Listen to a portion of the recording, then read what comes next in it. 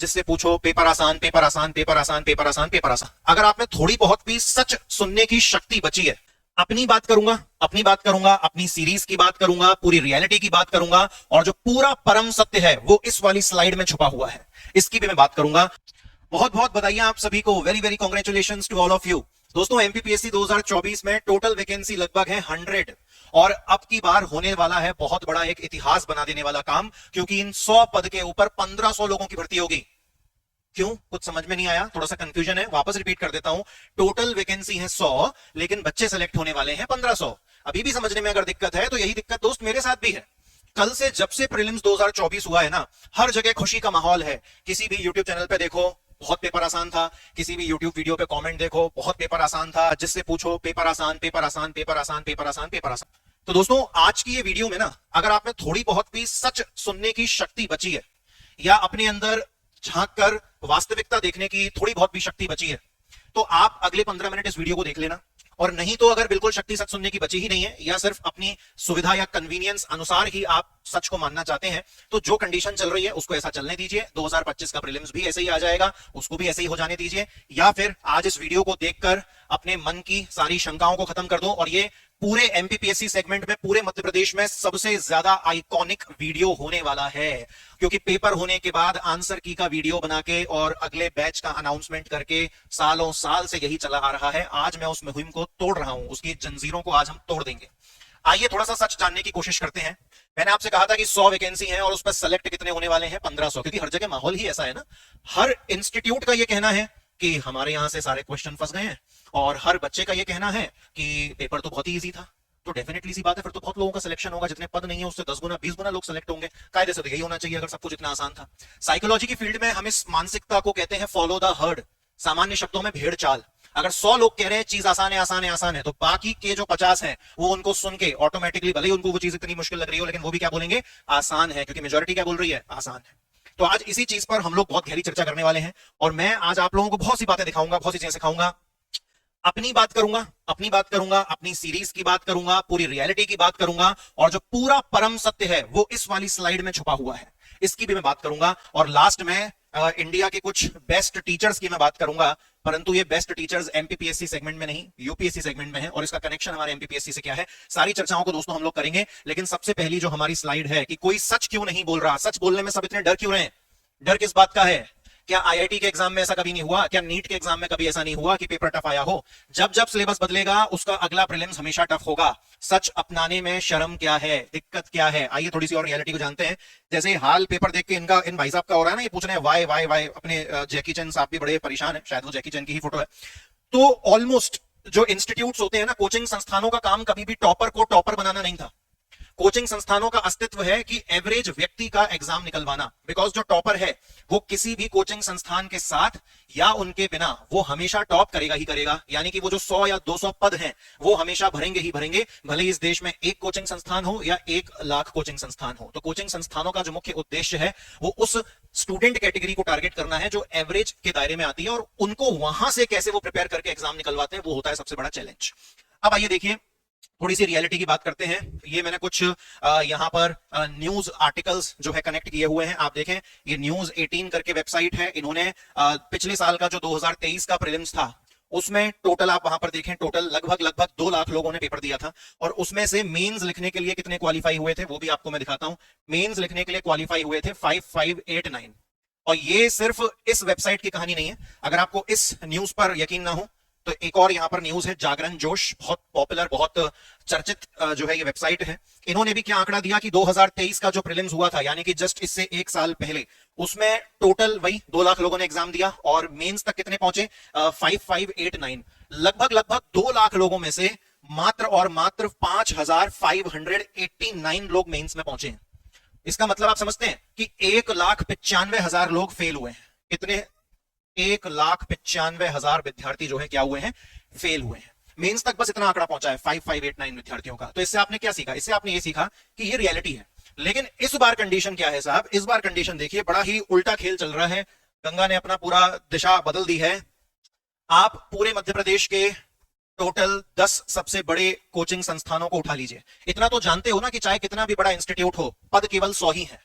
100 से ज्यादा सिलेक्शन कोई नहीं करवा सकता, ये एक सबसे बड़ी रियलिटी। अगर आपको ये नहीं मानते हो, कहीं 200 आपको चेहरे दिख रहे हैं, जब पद ही 100 है तो 200 चेहरे कहां से दिख सकते हैं? तो सब पूरी जी जान भी लगाते हैं, 100 से ऊपर सिलेक्शन कोई नहीं करवा सकता, बिकॉज वैकेंसी उतनी है। अगर 10 कोचिंग संस्थान है और ये मध्य प्रदेश के सबसे ज्यादा बड़े संस्थान है, और इन सब ने मिलकर, अगर हम मान के चलते हैं, इन सब ने मिलकर 1.5 लाख लोगों को, 1.5 लाख विद्यार्थियों को तैयार किया है। मतलब जो रिमेनिंग 50,000 विद्यार्थी हैं वो बाकी छोटे मोटे संस्थानों में हमारे जैसे या दूसरों के जैसे, खैर मैं तो अपने आप को सबसे छोटा मानता हूं कि मुझे हार्डली कोई जानता है, तो बाकी 50,000 उनमें बटे हुए हैं।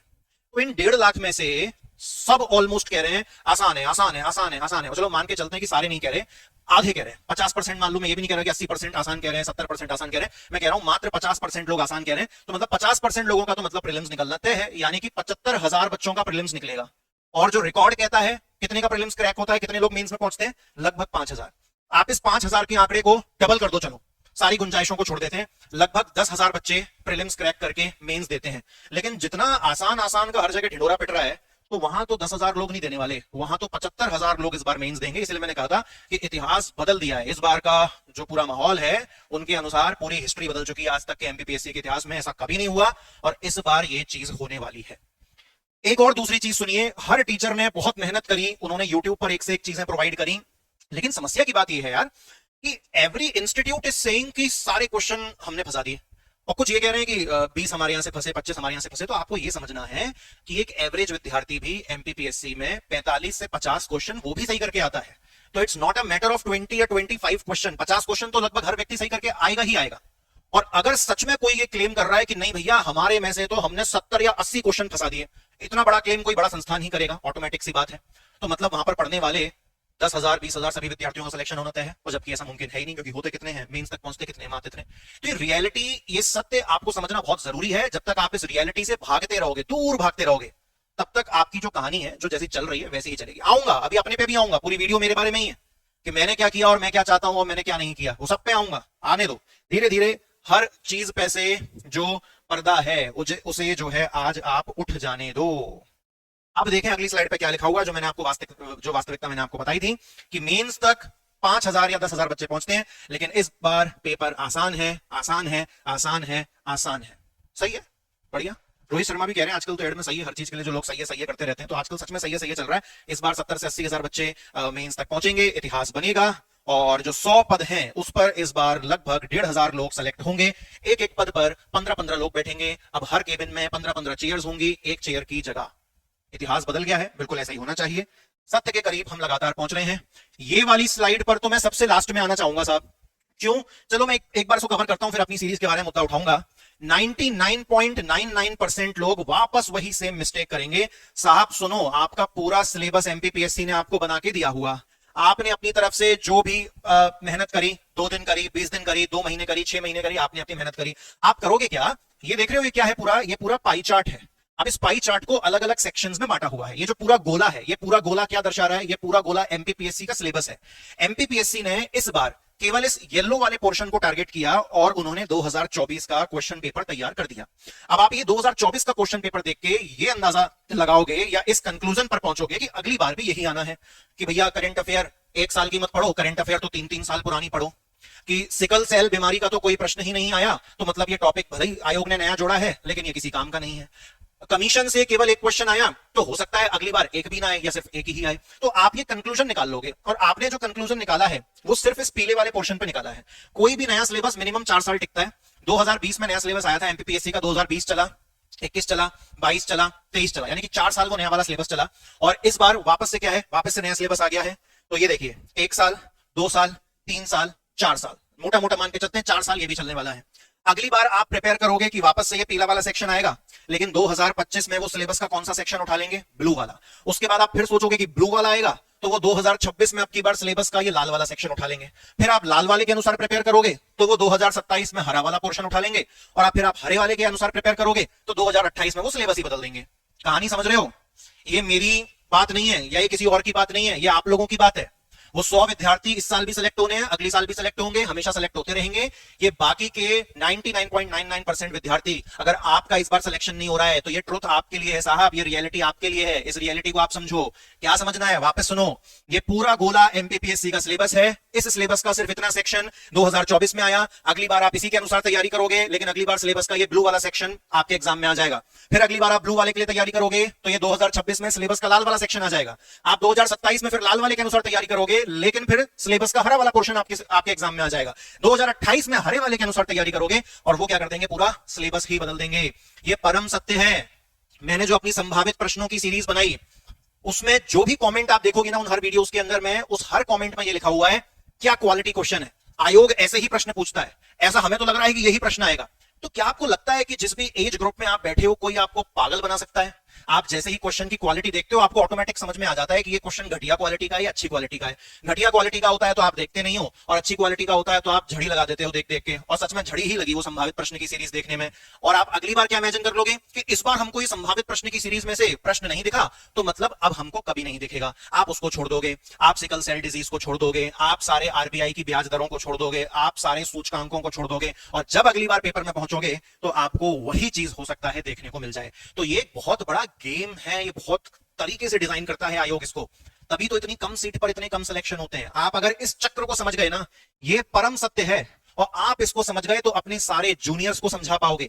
आप इस सत्य को समझ गए तो दूसरे अपने दोस्तों को गाइड कर पाओगे, अपने परिवार में एक क्लियर मैसेज भेज पाओगे कि एक्चुअल में एग्जाम में होता क्या है। और ये सिर्फ एमपीपीएससी में नहीं, ये हिंदुस्तान के हर कॉम्पिटिटिव एग्जाम में होता है।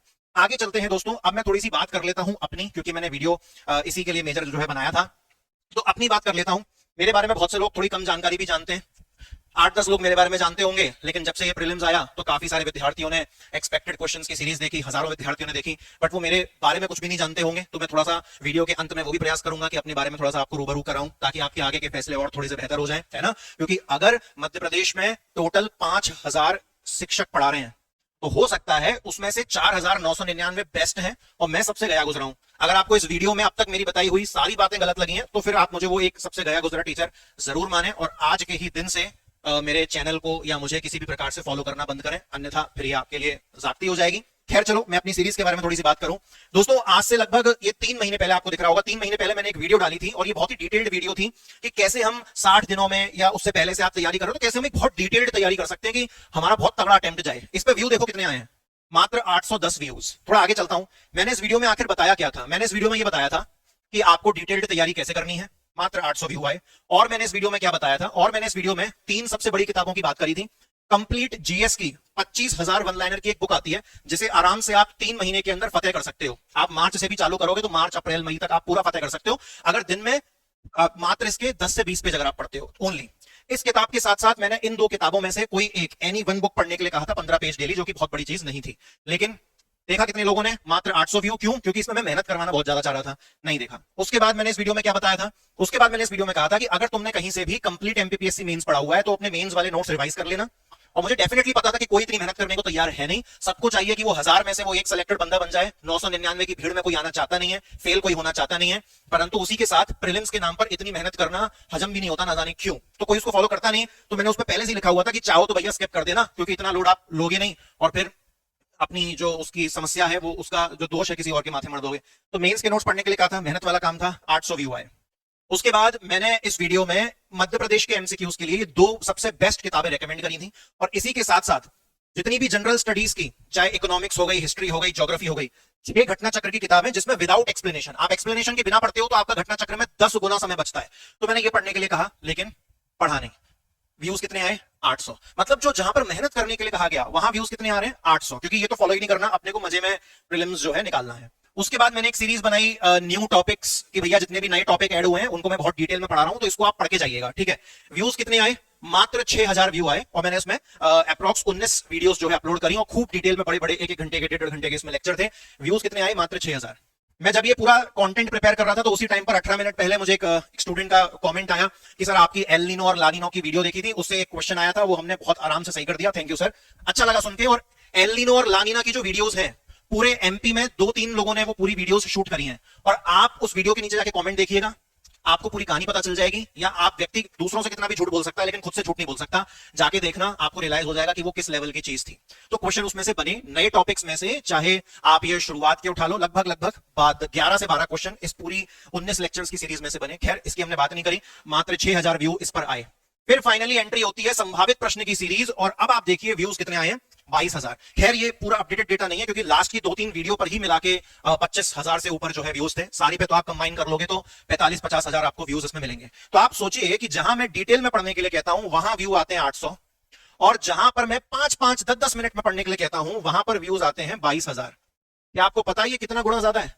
ये 5 गुना, 10 गुना, 15 गुना, 20 गुना नहीं है। अगर आप यहां पे गणित बिठाओगे तो लगभग 28 गुना ज्यादा व्यूज। यानी कि हर व्यक्ति डिप्टी कलेक्टर 5 या 10 मिनट में बनना चाहता है। और इस सीरीज पर लास्ट के 3 से 4 दिन में इतनी भारी भरकम भीड़ ने इसको देखा था कि उसकी कोई हद नहीं। तो इसका मतलब क्या है कि जिन 22,000 लोगों ने वीडियो देखा, वीडियो फालतू थी, इसमें कुछ काम का नहीं था। क्या मैंने जबरदस्ती किसी को देखने के लिए कहा? नहीं। आपने अपनी समझ, बच्चे ने अपनी इंटेलिजेंस, उसके एक्सपीरियंस के बेस पर इस पूरी सीरीज को भर भर के प्यार दिया, क्योंकि क्वेश्चन देखते ही उनको समझ में आता था कि क्या गजब क्वालिटी की क्वेश्चन है। चलिए खैर, ये सीरीज कितनी घटिया किस्म की थी इसका एक और हम सबूत देख लेते हैं। रिसेंटली 2024 का यूपीएससी का प्रीलिम्स हुआ था, 18-19 तारीख के आसपास की बात है। तो 2024 का यूपीएससी का प्रीलिम्स हुआ था, और ये हमारी वही संभावित प्रश्नों वाली सीरीज थी। टोटल 40 लेक्चर्स में मैंने बनाए थे, 35वें नंबर का लेक्चर था। और पूरी पॉलिटी में मान के चलो, पूरी पॉलिटी लक्ष्मीकांत में कितने क्वेश्चन बन सकते हैं? लगभग 2 से 3 हजार क्वेश्चन तो आराम से बन सकते हैं, एमसीक्यू। मैंने इस वीडियो में मात्र 9 से 10 पॉलिटी के क्वेश्चन पढ़ाए थे, और उसमें से जो सबसे पहला पॉलिटी का क्वेश्चन था वो यहां से डायरेक्ट उठा के यूपीएससी प्री 2024 में कट कॉपी पेस्ट आया था कि राइट टू प्राइवेसी, निजता का अधिकार क्या होता है। 2000 क्वेश्चन पॉलिटी के बन सकते हैं, मैंने बनाए थे मात्र 9 से 10, उसमें से एक यूपीएससी में आया था।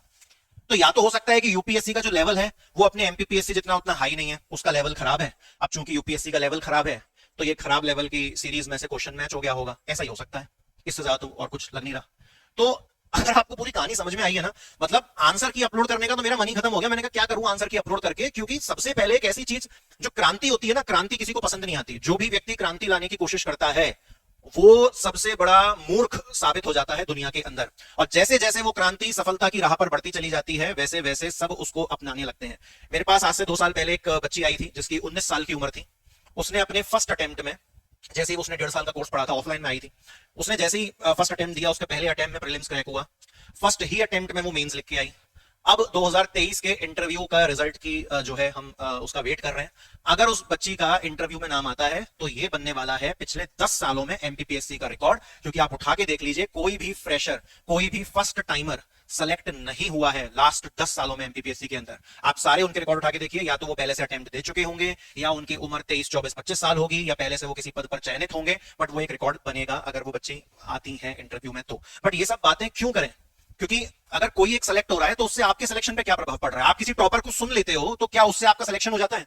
क्या वो आप टॉपर को सुनते हो तो एक मैजिक की उम्मीद करते हो कि ये एक मैजिक बताएगा हमें, और वो क्या बताता है? इस किताब को 4 बार पढ़ो, इस किताब को 5 बार पढ़ो। और कितना बड़ा प्रूफ है यार कि जहां पर मैंने डिटेल से पढ़ने को कहा वहां पर मात्र 800 लोग देखते हैं, और जहां मैंने 5-5 मिनट में वो शॉर्टकट, वहां 22,000, 27 गुना क्वांटिटी बढ़ गई वीडियो के लेक्चर वगैरह देखने वालों की।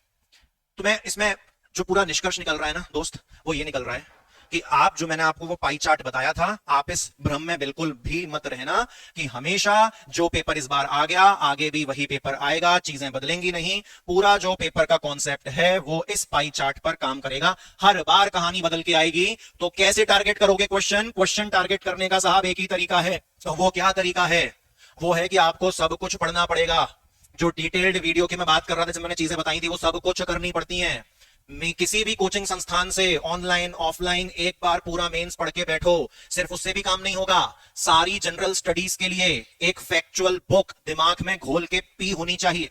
एमसीक्यूज की प्रैक्टिस 10, 12, 15 मॉक टेस्ट लगा के नहीं होती। एमसीक्यू की प्रैक्टिस हर सब्जेक्ट की, वो 2000 एमसीक्यू की जो किताब है उसको लगा के होती है। तो आप जब तक डिटेल में नहीं जाओगे तो आप बिल्कुल ये भ्रम अपने दिमाग में मत पालिए कि 2 लाख लोगों में से वो टॉप 100 में आपका नाम होगा। ये बिल्कुल भ्रम की बात है। चाहे आप किसी भी कैटेगरी से ताल्लुकात रखते हो, जनरल हो, ओबीसी हो, एससी हो, एसटी हो, उस बात से कोई फर्क नहीं पड़ेगा। आपको डिटेल के रास्ते ही जाना पड़ेगा, यही परम सत्य है। तो इट्स बेटर कि शॉर्टकट से सक्सेस का जो रास्ता है वो कभी मुमकिन नहीं है। मैंने इनफैक्ट जो अपनी संभावित प्रश्न की सीरीज कराई उसमें एमपी की मुश्किल से मैंने 8 से 10 क्वेश्चन करवाए होंगे, क्योंकि एमपी का पोर्शन मैं डील नहीं करता हूं। मैंने एमपी के पोर्शन के लिए ऑलरेडी आस्था मैम की वीडियोस अपलोडेड है। उन्होंने भी 20 या 25 लेक्चर्स की एक सीरीज चलाई थी, परंतु हमने उसके लिए पहले से क्या रखा था कि आपको जो डिटेल्ड में हमने 2 किताबें पढ़ने के लिए कही है उसको आप कम से कम घोल के तो पी के जाइए, अच्छे से तो उसको पढ़ के जाइए, तो आपसे वो वाले प्रश्न भी बनेंगे। तो इन शॉर्ट पूरी कहने की बात थी कि विदाउट डिटेल आप कुछ करना चाहें भी तो ना कर पाएंगे साहब। और अब हम फाइनली बात कर लेते हैं इंडिया के 3 सबसे बड़े टीचर्स। यहाँ पर ज्योग्राफी के सुदर्शन गुर्जर सर हैं, प्रतीक नायक सर हैं, हिस्ट्री डील करते हैं, then god of economics Mrinal Patel. इन्होंने जब यूपीएससी प्रीलिम्स 2024 पे एक वीडियो बनाई थी कि अब अचानक से नई बुक लिस्ट आने लगेगी, पेपर टफ आ गया है, कम से कम यूपीएससी के क्षेत्र में व्यक्ति के पास रियलिटी को अपनाने का जो दम होता है वो कम से कम है। एमपीपीएससी की ये जो लेयर है, हमको इसमें ये बदलाव लेके आना पड़ेगा। इस फील्ड में जो विद्यार्थी तैयारी कर रहे हैं उनकी सोच में ये परिवर्तन लेके हमको आना पड़ेगा कि कोई चीज सरल आती है तो उसको सरल बोलो, कोई चीज टफ आती है तो उसको टफ बोलो, भेड़ चाल का पार्ट मत बनो। आपको अपना एग्जाम निकालना है, ना कि आपको पंचायत करनी है पूरी बैठ के। ये इतने 3 बड़े टीचर्स ने कहा कि भैया हिस्ट्री का सेक्शन बहुत टफ आ गया था यूपीएससी में, तो अब लोग हिस्ट्री की 25-25 किताबें जो है रेकमेंड करेंगे, और ये कुछ बोल बच्चन होगी, कुछ मोटिवेशन होंगी, कुछ चिकनी चुपड़ी बातें होंगी। भाई अब आप, मृणाल पटेल ने जो क्वेश्चन इकोनॉमिक्स के बताए वो यूपीएससी में नहीं आए, तो अब आप क्या करेंगे? मृणाल पटेल को बोल देंगे कि भाई को इकोनॉमिक्स पढ़ानी नहीं आती, भाई को छोड़ देना चाहिए। तो आप खुद अपना डिसीजन लो कि जो दोष है उस दोष को खुद सुधारोगे या उस दोष को किसी और के सिर पर आप मढ़ना चाहते हैं। अपनी परिस्थितियों पे मढ़ना चाहते हैं, मेरे ऊपर मढ़ना चाहते हैं, किसी और के ऊपर मढ़ना चाहते हैं, आयोग के ऊपर मढ़ना चाहते हैं, जिस कैटेगरी से आप ताल्लुकात रखते हैं उस कैटेगरी पर मढ़ना चाहते हैं, जिस पर भी आप करना चाहते हैं वो तो आप खुलेआम हमेशा कर ही सकते हो, परंतु जो सत्य है उस सत्य को आप जितना जल्दी अपना लेंगे, और ये वीडियो मैं चाहता हूं आप मैक्सिमम से मैक्सिमम लोगों के साथ शेयर करो, ताकि किसी और का भविष्य गलत सोच की वजह से, शॉर्टकट्स की वजह से, भ्रम की बातों से, भेड़ चाल की बातों से किसी का भविष्य खराब ना हो। और क्या आपको लगता है ये संभावित प्रश्नों की सीरीज में बंद कर दूंगा? जी नहीं, 2025 का प्रीलिम्स आने में अभी 9 से 10 महीने बाकी हैं। अब ये संभावित प्रश्न की जो सीरीज है, अब मैं इसको और इंटेंस कर दूंगा। मैंने 2024 के दौरान अपने ऐप पर कोई भी प्रीलिम्स का नया कोर्स लॉन्च नहीं किया, और आज के दिन से मैं ये शपथ लेता हूं, ये प्लेज लेता हूं कि अपने ऐप पर मैं कभी भी कोई प्रीलिम्स का कोर्स लॉन्च नहीं करने वाला। जो भी प्रीलिम्स होगा वो मैं सब कुछ सिर्फ और सिर्फ YouTube पे पढ़ाऊंगा, क्योंकि ये प्रीलिम्स का जो टेंशन है ना, इसने बहुतों का खून पिया हुआ है। जब कोई व्यक्ति एग्जाम दे के अपने घर पे लौटता है और जब वो 1 घंटे उसमें इतने डिप्रेशन में बैठता है ना, उस चीज का एहसास किसी को नहीं होगा, किसी को नहीं होगा उस चीज का एहसास कि वो 1 घंटा कितना मुश्किल होता है। उसने सब कुछ किया, हुई उससे कुछ गलतियां, अपना लिया उसने शॉर्टकट, जो भी व्हाटएवर द रीजन इज, वो जो 1 घंटा होता है वो कितना बुरा होता है। ये प्रीलिम्स क्रैक करने का अधिकार सबका है, और कम से कम कोई नहीं। तो I am making this revolution, मैं इस क्रांति का भाग बनता हूं, और आज से, अभी से, अब हमारे YouTube चैनल पर जो भी वीडियोस प्रीलिम संबंधित आएंगी वो कंप्लीट प्रीलिम्स को टारगेट करेंगी, और हमारे ऐप के ऊपर जो कोर्सेज होंगे वो सिर्फ और सिर्फ मेंस या एनसीईआरटी, सिर्फ इस पे हम फोकस करेंगे। ऑफलाइन पे हम हमेशा मेंस पे ही फोकस करते हैं। मेंस पढ़ो, प्रीलिम्स हो जाता है, ये सत्य पहले भी था, आज भी है और हमेशा रहेगा। तो दोस्तों, आज की इस वीडियो में मैं आप सभी से चाहता हूं इजाजत, और बहुत जल्द मैं आपके साथ बहुत सी नई चीजें लेके आने वाला हूं, परंतु आंसर की तो आप हर जगह से ले लोगे। ये वीडियो बनाना बहुत जरूरी था, ये सच बोलना बहुत जरूरी था, और इस क्रांति की शुरुआत करना बहुत जरूरी था। आई लव यू ऑल, और बिल्कुल आप टेंशन मत लीजिए, साथ हैं, साथ रहेंगे, साथ आगे बढ़ेंगे। जय Hind, thank you very much, God bless you.